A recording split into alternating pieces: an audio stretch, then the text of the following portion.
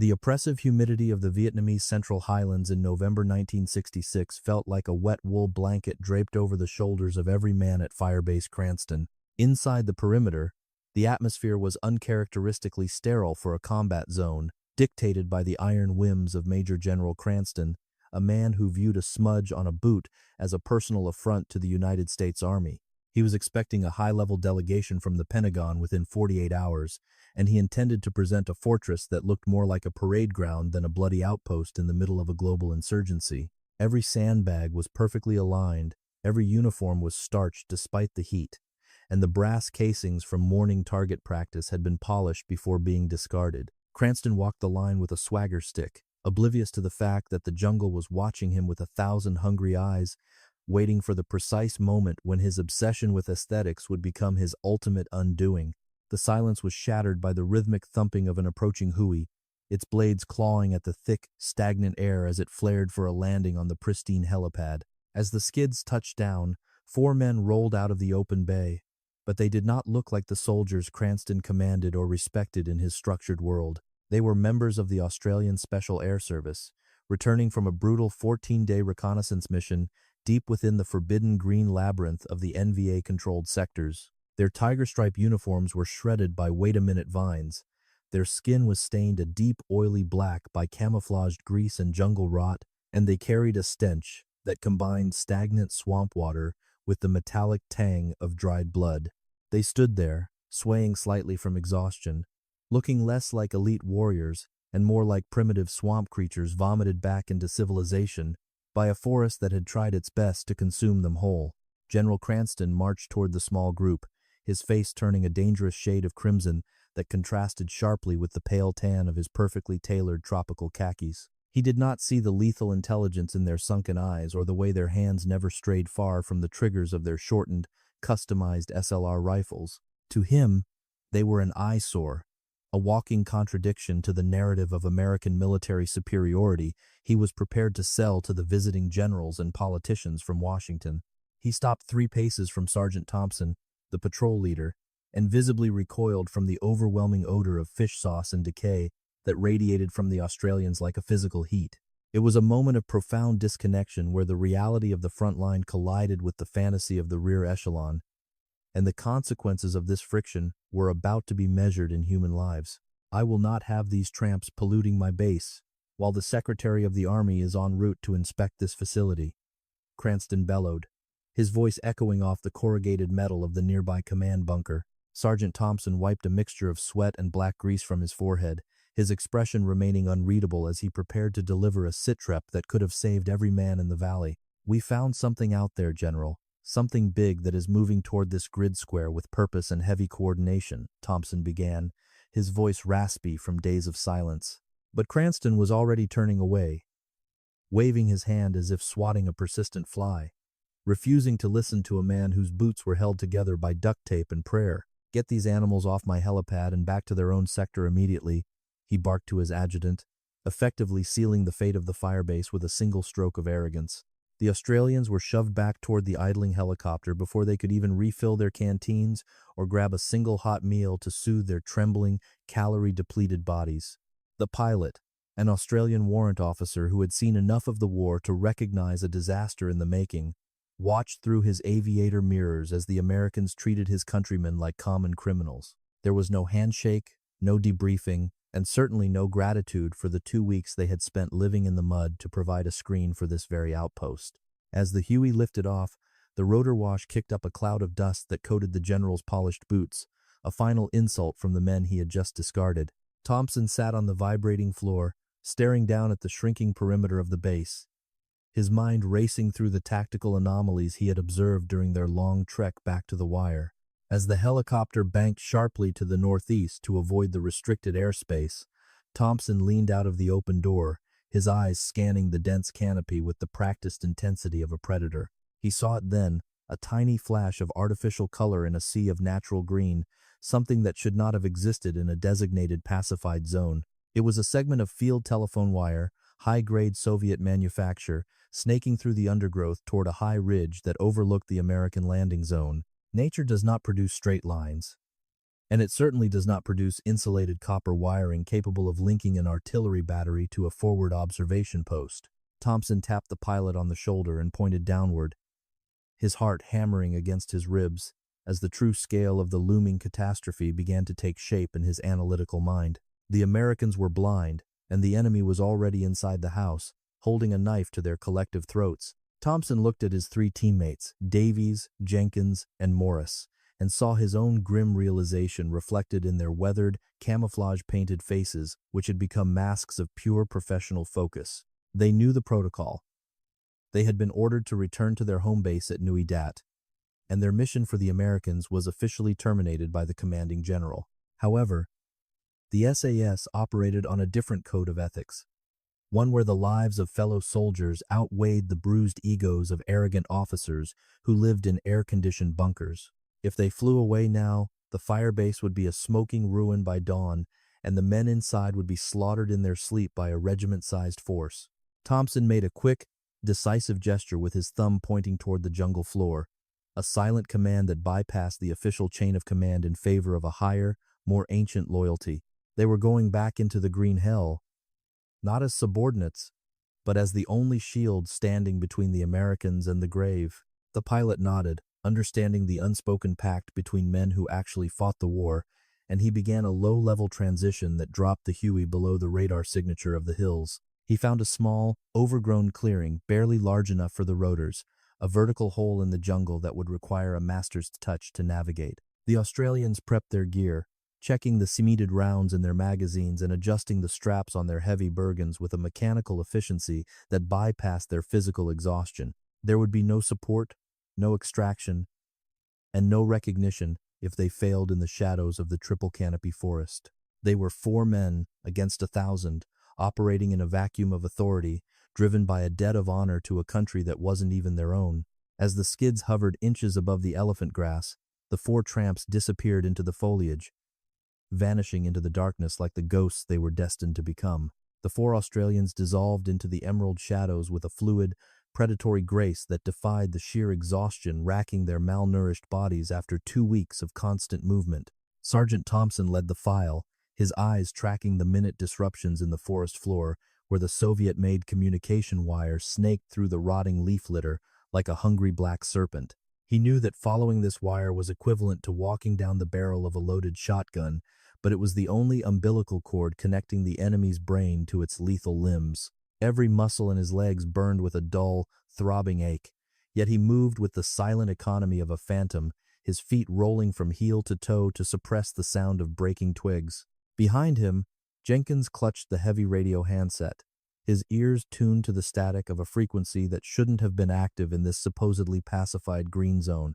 They covered the first 500 meters in a state of hypervigilance, stopping every few yards to listen for the rhythmic metallic clicking of a weapon's safety or the rustle of a heavy NVA rucksack. The jungle was unnaturally quiet, a vacuum of sound that signaled the presence of a large, disciplined force that had successfully intimidated the local wildlife into a terrified, breathless silence.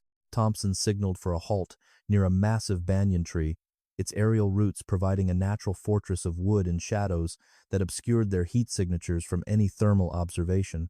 He leaned close to Davies, the youngest member of the team, and whispered a command that was felt more than heard over the buzzing of the persistent, bloodthirsty jungle insects.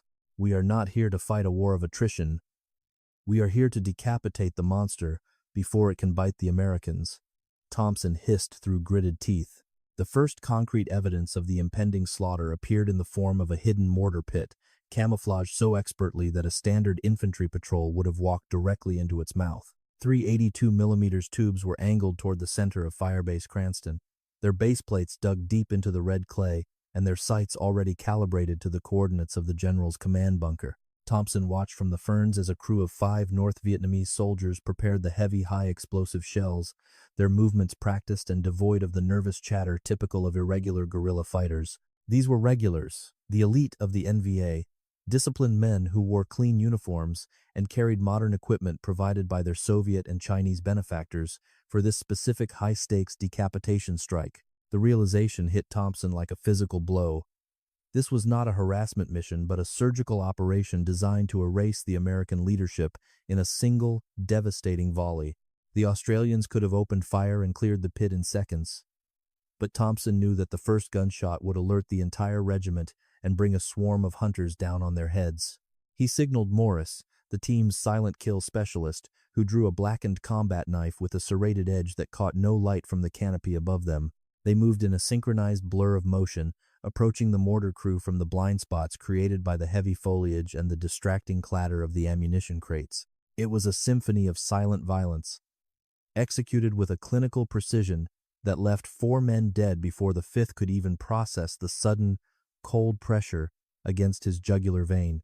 No shouts were raised, no alarms were triggered, and the only sound was the wet, rhythmic thud of bodies being lowered gently into the mud to avoid the noise of a heavy fall. Once the pit was secured, Thompson reached into his webbing and pulled out the psychological weapon that had become the signature of the SAS on the Ho Chi Minh Trail. He placed a single ace of spades between the teeth of the fallen NVA sergeant, the stark white card looking like a bone in the mouth of a corpse. To the superstitious soldiers of the North, this was the mark of the Ma Rang, the jungle ghosts who killed without being seen and vanished before the blood could even cool. Thompson knew that fear was a more effective force multiplier than a dozen machine guns, and he intended to sow a harvest of terror throughout the enemy's staging area. If we can break their spirit before the first shell is fired, the general might just survive his own terminal stupidity, he thought while wiping his blade on a patch of moss. The team continued their crawl toward the primary command post, discovering 2 more mortar positions and a heavy machine gun nest that had been positioned to sweep the American landing zone. At each location, they repeated their grim ritual, leaving behind a trail of silent casualties and the dreaded calling cards that whispered of a supernatural presence in the dark. The psychological pressure was beginning to manifest among the enemy ranks as Thompson heard the panicked whispers of NVA runners who had discovered the first group of dead sentries. The word Ma Rang rippled through the valley like a cold wind, causing even the most hardened communist officers to glance nervously over their shoulders at the swaying, impenetrable walls of green. Disruption was the goal, and the Australians were masters of the craft, turning the enemy's overwhelming numerical advantage into a source of paranoid, inward-looking vulnerability. As they reached the final ridge overlooking the heart of the enemy's staging area, Thompson peered through his binoculars and saw the prize he had been hunting with such single-minded intensity. A cluster of reinforced bunkers was hidden beneath a canopy of camouflage netting, teeming with high-ranking officers and radio technicians who were finalizing the timing of the midnight assault. The sheer scale of the force was staggering. There were at least 2 battalions of infantry preparing to charge the wire, supported by heavy recoilless rifles and anti-aircraft guns. The Americans at the firebase were currently drinking coffee and shining their brass, completely oblivious to the fact that a hammer was about to descend upon their heads with a force of 1,000 suns. Thompson checked his watch and saw that they had less than 2 hours before the symphony of destruction was scheduled to begin in earnest. We cannot stop 1,000 men with 4 rifles, but we can turn their own strength against them if we play the cards right, Thompson whispered to his team as they lay in the dirt. He pointed to the thick bundle of telephone wires that converged on the command bunker, the nervous system of the entire regimental operation that was now within their reach. Jenkins, the radio operator, began to unpack a specialized induction kit that would allow them to tap into the lines without severing the connection or alerting the signal corps. They were about to become the voice in the ear of the enemy, a malevolent ghost that would guide the North Vietnamese army toward its own chaotic, self-inflicted ruin. The tramps were no longer just observers. They were the directors of a tragedy that was about to unfold under the uncaring gaze of the moon. The deep shadows of the jungle thickened as Jenkins meticulously attached the induction clamps to the Soviet communication wire, his fingers moving with the steady grace of a bomb technician. Within seconds, the frantic chatter of NVA officers began to bleed into his headset, revealing a complex web of coordinate adjustments and final readiness reports for the midnight slaughter. Thompson leaned in, his face a grim mask of war paint, listening to the high-pitched, disciplined commands of a regimental commander who believed his triumph was a mathematical certainty. The enemy was confident, their perimeter secured by elite sappers, and their heavy mortars were already locked onto the American command bunker with lethal, pre-calculated precision. Thompson knew that simply eavesdropping was not enough to save the oblivious soldiers at Firebase Cranston. They had to poison the well of information from which the enemy drank. "I need you to wait for the final fire mission confirmation and then ghost the line with a ghost voice," Thompson whispered to Jenkins while checking the action of his own rifle. The plan was a desperate gambit, a psychological strike designed to fracture the enemy's rigid command structure at the most critical moment of the entire operation. As the clock ticked toward midnight, the NVA Signal Corps began a final roll call of all forward observation posts to ensure the artillery was synchronized. Jenkins waited for the specific pause between transmissions and then keyed the handset, his voice a low, guttural rasp that mimicked the dialect of a terrified northern conscript. "Ma rang! Ma rang! The ghosts are in the wires. They are cutting our throats in the dark." Jenkins hissed in perfect Vietnamese before cutting the connection. The effect was instantaneous and electric. As the radio silence of the NVA net shattered into a cacophony of confused queries and panicked demands for status reports from the front line, officers shouted for order, but the seeds of supernatural dread had already been sown by the silent casualties and the ace of spades left in the mortar pits. Thompson watched through his starlight scope as the NVA command bunker erupted in a flurry of activity, with messengers sprinting into the darkness only to find more dead sentries. The rigid discipline of the regular army was being eroded by a primal fear of the invisible, a fear that the Australians nurtured with every silent movement they made. They were not just four men in the woods, they were an atmospheric pressure, a weight of impending doom that made every rustle of bamboo sound like a killer's approach. While the enemy's attention was focused on the internal chaos of their ranks, Thompson signaled his team to move toward the primary signal relay station located on the ridge. This was the hub that connected the NVA regimental headquarters to the heavy artillery batteries hidden several kilometers to the west, far beyond the reach of American patrols. If they could seize this point, they could effectively blind the enemy's long-range support and leave the infantry assault to stumble into the wire without the cover of heavy shells. They moved with a terrifying, synchronized speed, taking out the relay guards with suppressed weapons before the men could even register the movement in the tall elephant grass. The Australians were now the masters of the enemy's nervous system, holding the power to redirect the coming storm toward a destination of their own choosing. Thompson looked at the tactical map Jenkins had sketched from the intercepted radio coordinates and saw the perfect opportunity for a catastrophic redirection of the NVA's heavy fire. 2 kilometers to the west of Firebase Cranston lay a vast, uninhabited salt marsh that would swallow heavy, high-explosive shells without causing a single casualty or damaging any military infrastructure. "If we can feed them these coordinates as the primary target markers, the general will think the NVA has the worst gunners in the history of warfare," Thompson noted. He gave the order, and Jenkins began to broadcast a series of urgent, high-priority coordinate corrections to the NVA artillery batteries, claiming the original targets were compromised. The enemy gunners, already rattled by the reports of ghosts in the area, accepted the new data without question, adjusting their heavy tubes toward the empty, sucking mud. As the final minutes before the assault evaporated, Thompson led his team back toward the American perimeter, knowing they had one final task to complete inside the wire itself. He had noticed a suspicious pattern of light signals coming from the base's trash dump earlier in the evening and suspected an internal threat was lurking. No enemy assault of this magnitude would be launched without a definitive signal from an inside man to confirm the target's presence and the lack of readiness. They reached the outer layer of the American razor wire, slipping through a gap they had scouted days before, moving past the bored sentries who were more concerned with cigarettes than the tree line. The tramps were back inside the fortress, but this time they were hunting a traitor who was about to light the fuse of a massacre. Thompson found the target near the base incinerator, a local interpreter who was preparing a cluster of signal flares to mark the general's bunker for the final infantry charge. The man was focused on his task, his hands trembling slightly as he checked the timer on the ignition device that would seal the fate of every American in the valley. Thompson didn't use a bullet. He surged out of the shadows like a vengeful spirit, his hand clamping over the traitor's mouth before a single scream could escape. The struggle was brief and one-sided, ending with the spy bound and gagged behind a stack of empty crates, his lethal signal devices now in Thompson's calloused hands. The Australian sergeant didn't disable the flares.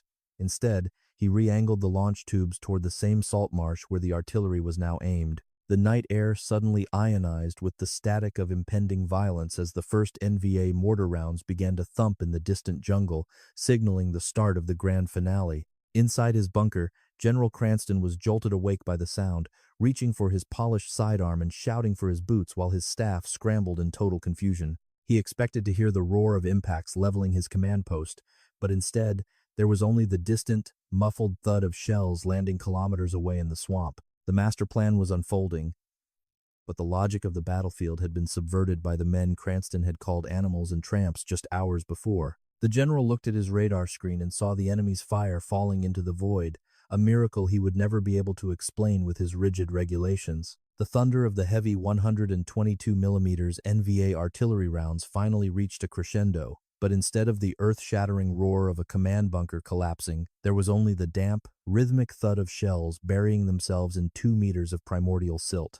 Inside the firebase, General Cranston stood in the center of his tactical center, his face pale and his starched uniform already damp with the cold sweat of a man who realized he was staring into a grave that refused to open. He barked orders for counter-battery fire, but his radar operators were staring at their screens in absolute bewilderment because the enemy's trajectory made no tactical sense.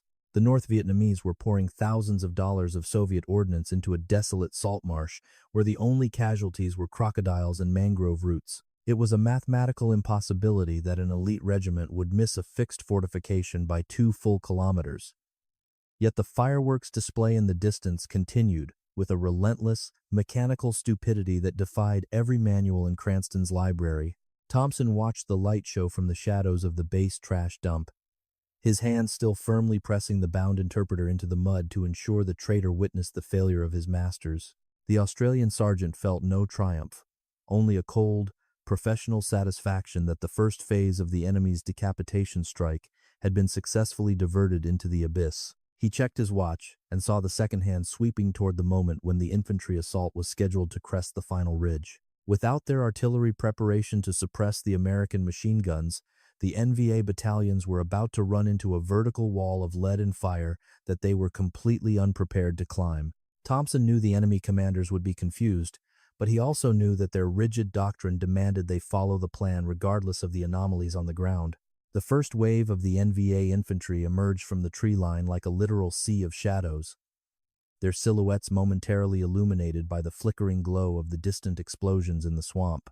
They ran with a desperate, lung-bursting speed, their bayonets fixed and their satchel charges ready to turn the American wire into a series of open gateways. But as they reached the 500-meter mark, the red signal flares Thompson had recalibrated suddenly screamed into the sky from the American incinerator. Instead of marking the general's bunker, the brilliant crimson lights arched far to the west, drawing the eyes and the aim of the NVA heavy machine gunners away from the actual defensive positions. The enemy's supporting fire began to rake the empty swamp, leaving the charging infantrymen exposed in the middle of the kill zone without a single ounce of suppressing cover. Inside the perimeter, the American GIs who had been shaken by the initial mortar thumps finally found their rhythm, their training taking over as the NCOs screamed for them to open the gates of hell. The M60 machine guns began their rhythmic, staccato chatter, spitting out tracers that cut through the dark in long, graceful arcs of lethal light that found the massed ranks of the attackers. Because the NVA sappers had been neutralized hours earlier by Thompson's silent knives, the wire remained a terrifying, impenetrable barrier of razor-sharp steel that snared the lead elements of the assault. The Americans didn't even have to aim. They simply poured fire into the tangled mess of bodies at the perimeter, turning the pristine parade ground into a slaughterhouse within minutes. Cranston watched the monitors, his chest swelling with a misplaced pride, believing his discipline had finally broken the back of the legendary North Vietnamese regulars. Thompson signaled to his team Davies, Jenkins, and Morris, who had been providing a thin but effective layer of flanking fire from the outer edge of the American minefield to ensure no NVA units flanked the base. They moved with the economy of ghosts, their suppressed weapons whispering death into the ears of any NVA officer who tried to rally the broken remnants of the first wave. The Australians were the invisible architects of the entire engagement, moving between the lines of fire like predatory spirits that belonged to neither side of the conventional conflict. They saw the NVA regiment begin to fracture, the discipline of years of training dissolving under the pressure of a failure they couldn't comprehend or explain to their superiors. The Ma Rang had not just fought them. The ghosts had subverted their very reality, turning their weapons into toys and their plans into a cruel, bloody joke. As the sun began to bleed over the horizon, casting a sickly orange light over the smoke-filled valley, the NVA commanders finally realized the magnitude of the disaster and ordered a general retreat into the highlands. They left behind hundreds of their best soldiers, a mountain of discarded equipment, and a legend of the Ma Rang that would haunt the survivors for the rest of their lives. The Australians didn't wait for the Americans to come out and count the bodies. They slipped back through the gap in the wire, moving toward the designated extraction point where their hui would eventually find them. They were covered in the filth of the swamp, the blood of their enemies, and the crushing weight of a fatigue that threatened to stop their hearts. They were the tramps who had saved a general, and they expected nothing in return but the silence of the forest. However, the jungle had one final, bitter lesson to teach about the indiscriminate nature of modern warfare and the high cost of playing God in a green cathedral. As the four men reached the 3-kilometer mark from the base, the morning air was suddenly filled with the familiar, terrifying whistle of incoming 105mm artillery rounds. It wasn't the enemy. It was Cranston's own batteries, firing a H&I harassment and interdiction mission into the grid squares they assumed the retreating NVA were using for cover. The Americans were blind firing into the map, celebrating their victory by plowing up the very earth their saviors were walking upon with a mechanical, unthinking ferocity. Thompson screamed for his men to hit the dirt, but the first shell exploded in the canopy directly above their heads, showering the area with a jagged rain of red-hot steel. The world turned into a blur of ringing ears and the smell of ozone as a second shell impacted just 10 meters from the rear of the patrol, where Corporal Davies was struggling with his heavy rucksack. The youngest member of the team, the boy who had survived the knives of the NVA and the traps of the sappers, was lifted off his feet by the overpressure and slammed into a hardwood tree. Thompson crawled through the dirt, his vision swimming, and reached the boy just as the third volley began to chew up the forest floor further to the north. Davies looked up at his sergeant, his eyes wide with a confused, childlike terror, and tried to speak, but the only thing that emerged was a thin, bubbling stream of dark blood. The tramps had saved the Americans from the enemy, but they couldn't save their own brother from the very people they had protected. The metallic scent of fresh blood and scorched earth hung heavy in the humid morning air as Sergeant Thompson cradled the limp body of Corporal Davies in the dirt. Around them, the American artillery continued its rhythmic, indifferent pounding of the jungle, a celebration of a victory that the men in the pits did not realize was bought with Australian sweat. Thompson felt a cold, hollow vacuum opening in his chest as he realized the sheer, poetic cruelty of the moment. The boy had survived a regimental assault, only to be broken by a celebratory barrage. Jenkins and Morris crawled toward them, their faces masked in a mixture of grief and a burgeoning, silent rage that transcended the simple mechanics of a military engagement.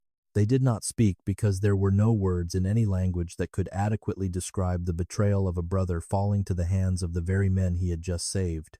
The evacuation was a blur of mechanical motion, a desperate race against the ticking clock of Davies's life and the unpredictable whims of the American gunners who were still plowing the earth. When the Australian Huey finally flared into the clearing, the pilot didn't wait for a signal. He saw the blood-soaked tiger stripes and the slumped form of the youngest trooper and knew the night had exacted a terrible price. They lifted off into a sky that was now a brilliant, mocking blue, leaving the smoke of Firebase Cranston behind as a shrinking gray smudge on the horizon. Thompson sat in the vibrating bay, his hands stained a deep crimson that would never truly wash off, staring at the empty space where a boy's future had been just hours before.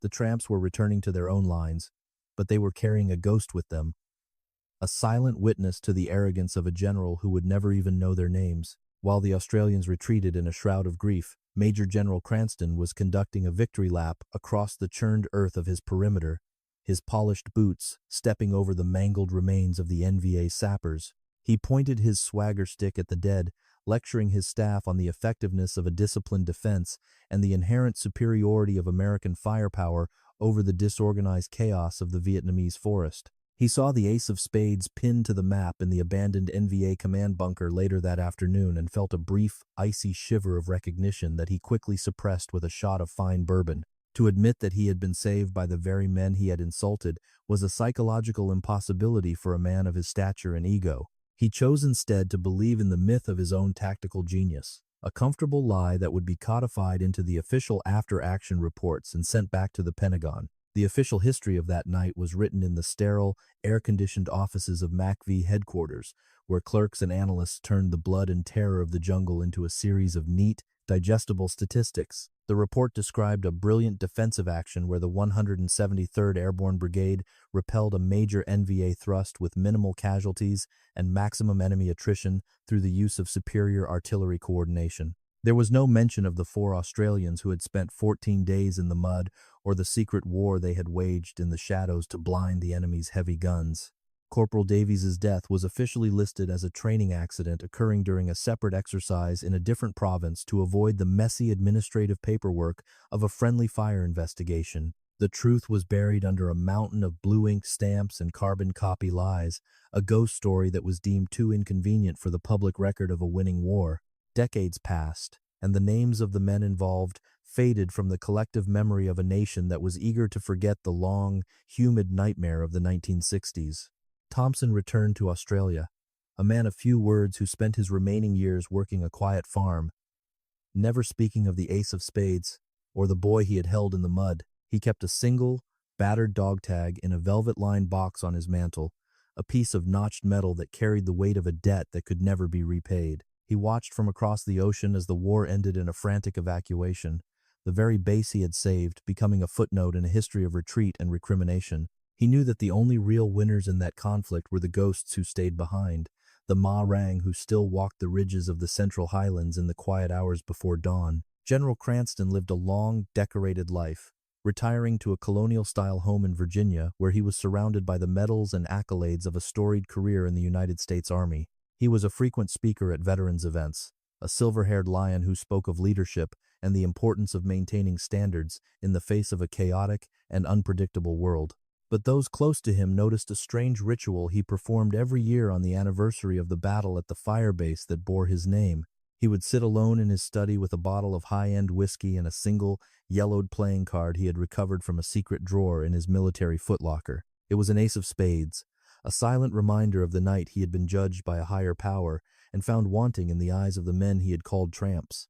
In the mid-1990s, after the general's passing, his children found a private diary tucked behind a stack of tactical manuals, its pages filled with a sprawling, frantic handwriting that revealed a man haunted by a single night in 1966. In the final entry, dated only days before his death, Cranston admitted that he had spent 30 years looking for the names of the 4 Australians who had disappeared into the rotor wash. He wrote of his shame, of the realization that his boots had been shined while better men were bleeding in the dirt to protect his unearned reputation. He confessed that he had kept the dog tag of a boy named Davies, a piece of metal he had scavenged from a discarded rucksack, as a penance for a sin he could never publicly acknowledge. The arrogant general had died a prisoner of his own vanity, a man who realized too late that the tramps were the only ones who had truly won the war. The story of the Ma Rang remains a whisper in the halls of the SAS headquarters in Perth, a legend told to young recruits to remind them that the greatest victories are often those that no one ever sees. It is a reminder that the currency of the warrior is not medals or rank, but the silent respect of the men who stand beside you in the dark when the world is falling apart. The 4 men who were kicked off the base like dogs were the lions who guarded the gate, and though history has forgotten their faces, the jungle still remembers their names. They are the ghosts of Firebase Cranston, the tramps who saved an army and then vanished back into the Green Cathedral without asking for a single word of thanks. Their legacy is the lives of the men who went home to their families, unaware that they owed their existence to the ghosts who walked without feet in the shadows of the night.